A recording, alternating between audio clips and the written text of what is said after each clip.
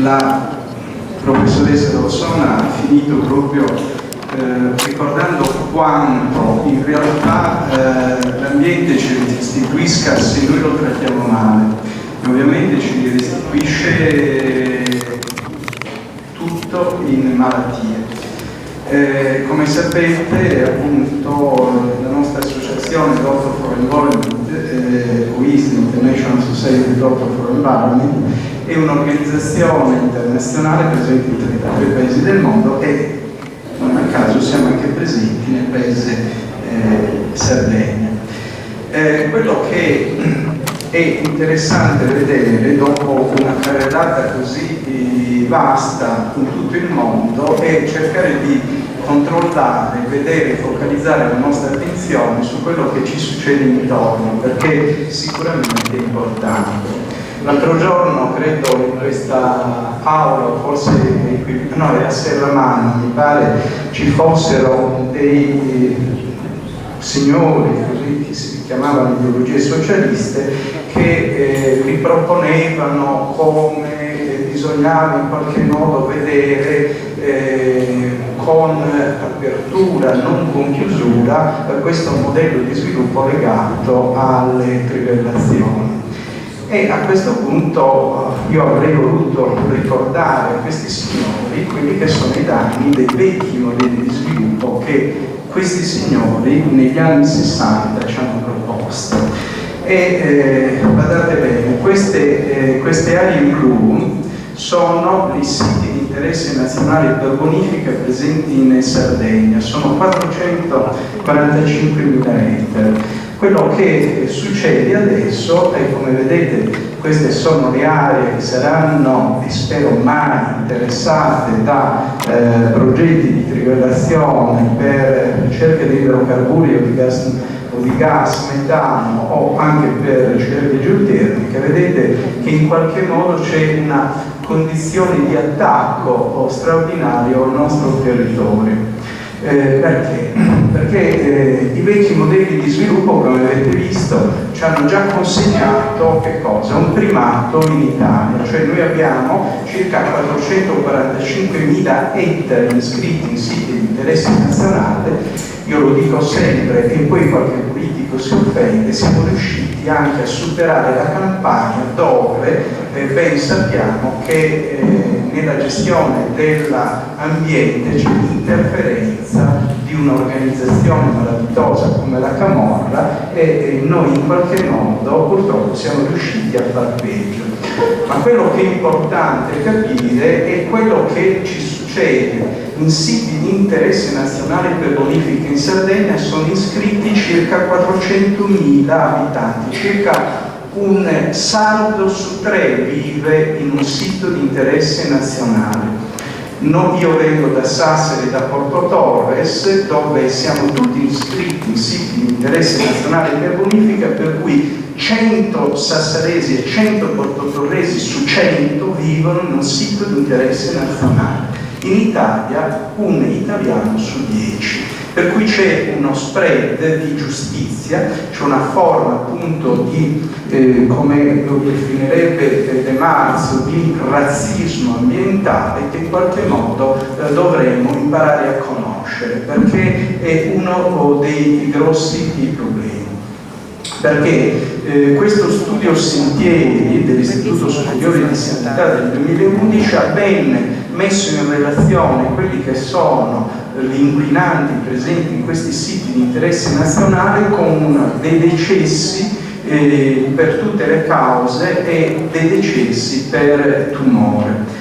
Allora iniziamo ad avere confidenza con questo che è il nostro passato progettuale, ma che è la nostra attualità ambientale, di quadro ambientale, di quadro di salute. Questo è il sito di interesse nazionale per bonifica di Porto Torres. Come vedete ci sono 141.793.000 abitanti. Quello che è ben osservabile è che in entrambi i generi c'è un'aumentata mortalità per i tumori del polmone, per tutte le malattie dell'apparato respiratorio, anche acute, e badate bene, per le malformazioni congenite.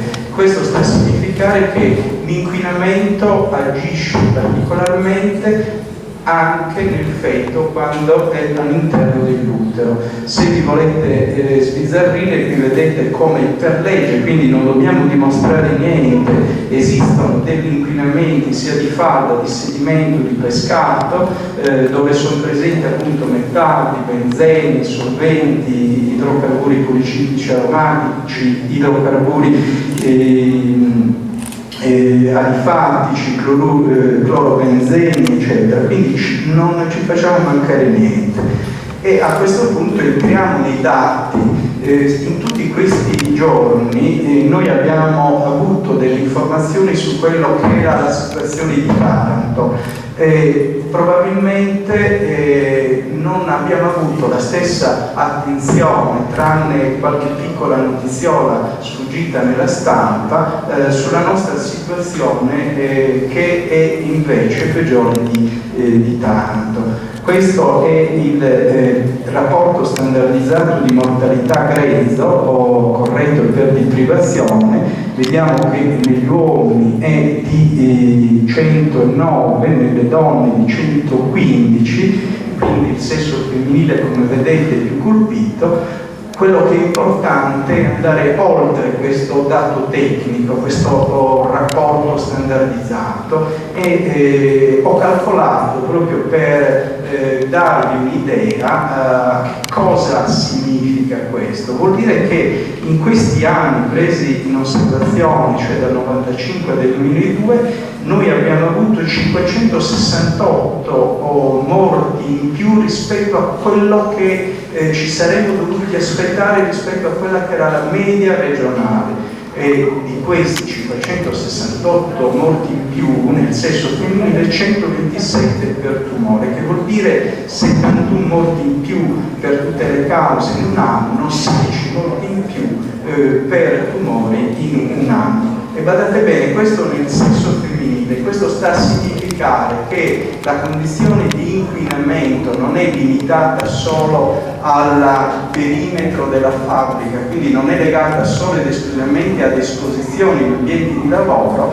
ma è un qualcosa che ha conquistato anche l'ambiente che circonda la fabbrica. Ovviamente anche il sesso maschile non si può discostare da questa problematica. Qui vediamo 389 morti in più per tutte le cause, 86 tumori in più rispetto a quelli che ci saremmo aspettati, 48 quindi morti che potevamo evitare l'anno e 11 all'anno che potevamo evitare per tumori.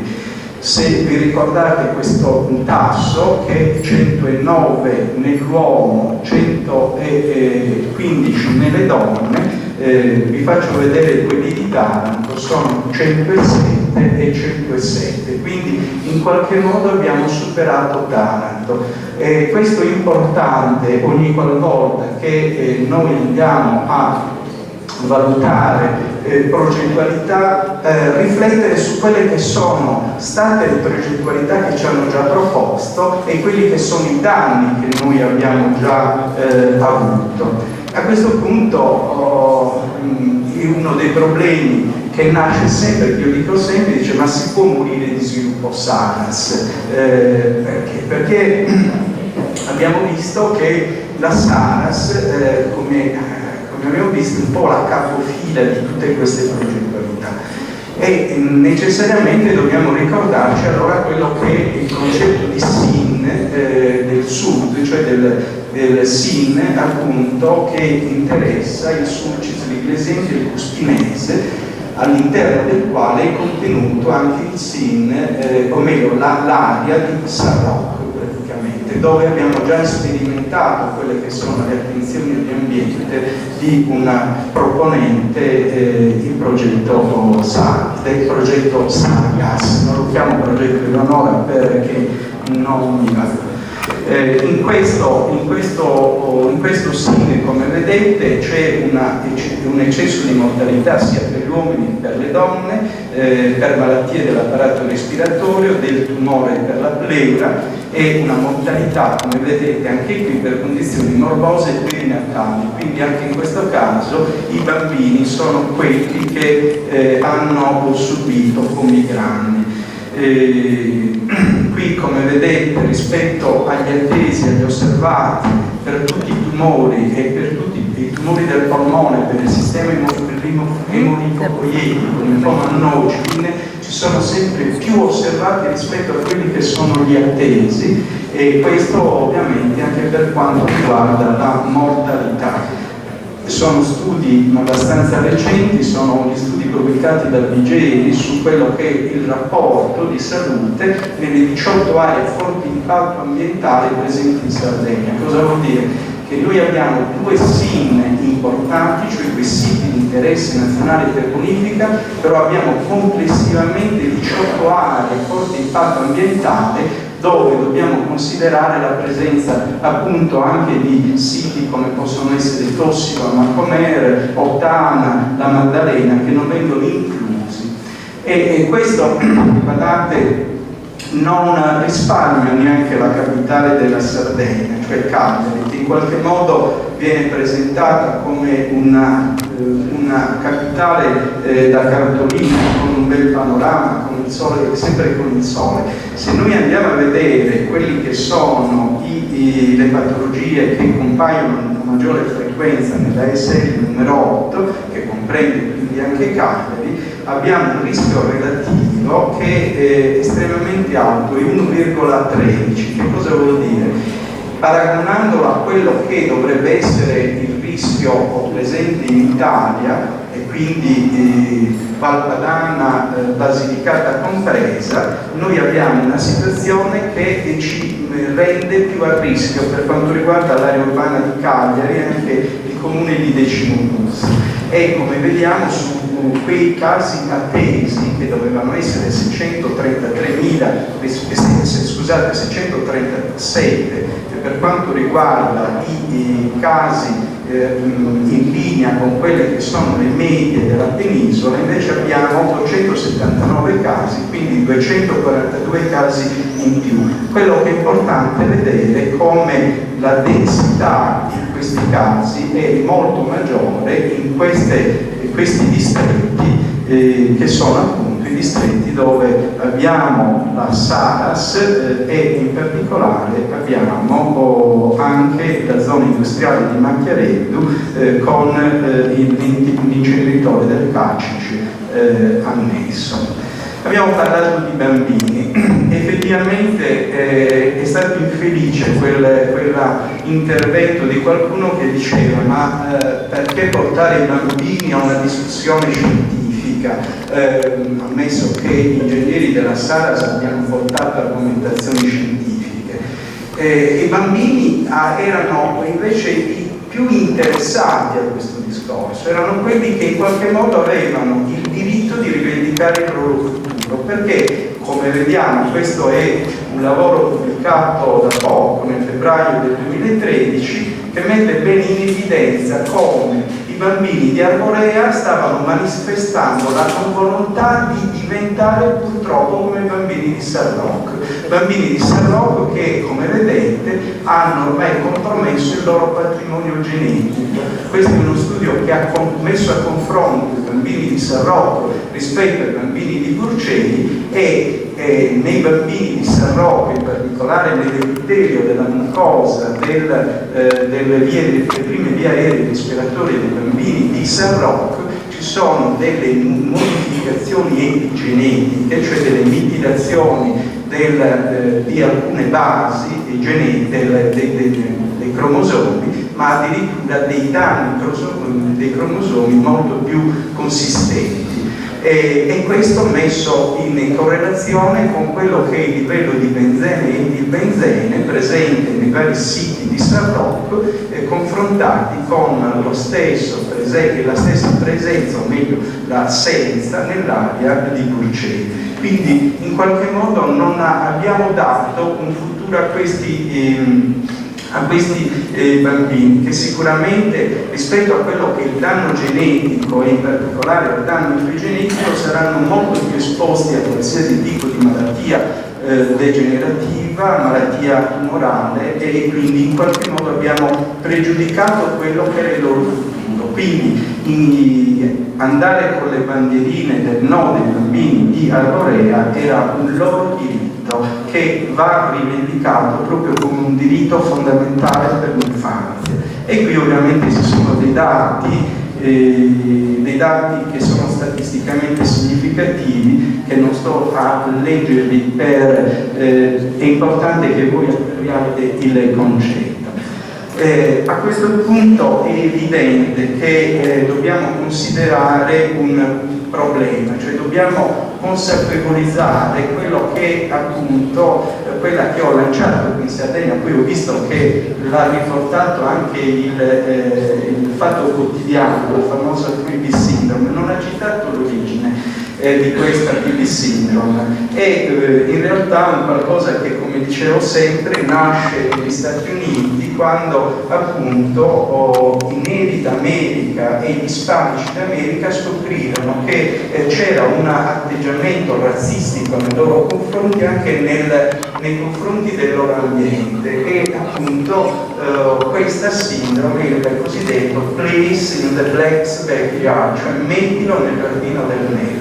È impensabile non collegare questo tipo di atteggiamento agli ingegneri della Saras, che con una sufficienza così guardavano le migliaia di persone che avevano di fronte e non riuscivano a capire come mai il loro atteggiamento appunto pilli, cioè di metterlo nel giardino del nero, non fosse capito con il valore scientifico che secondo loro dovrebbe avere questa valutazione. A questo punto ci poniamo il problema di capire se in realtà dobbiamo continuare o no a subire quello che io chiamo una forma di razzismo ambientale, e in particolare in questo momento una situazione di mobbing territoriale. Cioè è chiaro che se noi abbiamo già 445.000 ettari che sono stati in qualche modo compromessi, e quindi là noi dobbiamo esigere che esistano delle adeguate politiche di bonifica perché si possa vivere in maniera come dire non compromessa, almeno sul piano della salute, oltre che sul piano economico. Non possiamo accettare che ci possano essere altri 43.000 ettari per il progetto Eleonora, 18.000 ettari per il progetto IGA, addirittura altri 150.000 ettari per tutti quelli che sono i progetti di trivellazione per ricerche geotermiche, nonché poi tutti gli altri progetti che abbiamo visto prospicienti alle coste della Sardegna che interessano il mare. Per cui è evidente che dobbiamo in qualche modo avere una coscienza di quello che sta succedendo. Il mobbing territoriale è appunto tutto quell'insieme di comportamenti anche violenti, non solo fisicamente ma violenti dal punto di vista per esempio dell'informazione. Noi vediamo a Sassari quanto sia violenta la nuova Sardegna a censurare quelle che sono le ragioni del no alla chimica verde, quanto sia invece accondiscendente ad accettare tutto ciò che viene passato attraverso veline dell'ufficio stampa dell'ENI, e quanto certi giornalisti siano assolutamente pronti a supportare queste azioni di marketing. Qualcuno li ha chiamati marchettari, si sono offesi, ma in realtà è una traduzione dall'inglese, cioè collaborare a un'azione di marketing, no? non altro, niente di più. Quindi capite bene che in qualche modo dobbiamo avere consapevolezza di queste cose. Trivellazioni e rischi sanitari, non mi dilungo, se ne è già parlato abbastanza. Mi interessa però sottolineare un dato che emerge dalla letteratura recente, un lavoro del 2012, per controbattere quello che poi dicono gli ingegneri della sala, cioè dicono ma state tranquilli, mica è un pozzo di lavorazione o di altro, solamente un pozzo di esplorazione. E quello che emerge appunto da questo lavoro che è proprio quella la fase più critica, è la fase dove si possono verificare proprio le aggressioni maggiori, specialmente nelle persone che sono all'interno di mezzo miglio dove si ha un pozzo esplorativo. Quindi ci sono ben documentati degli indici di pericolo subcronico non tumorale, di pericolo di patologie croniche, ma anche poi di patologie di rischio cumulativo per cancro. Le sostanze che vengono appunto messe in relazione a questi pericoli sono il benzene, l'ossilene, gli idrocarburi alifatici e il benzene. Quindi questo è quello che sicuramente possono rischiare le bambine che stanno nella immediata vicinanza di quel pozzo solo ed esclusivamente esplorativo, non produttivo.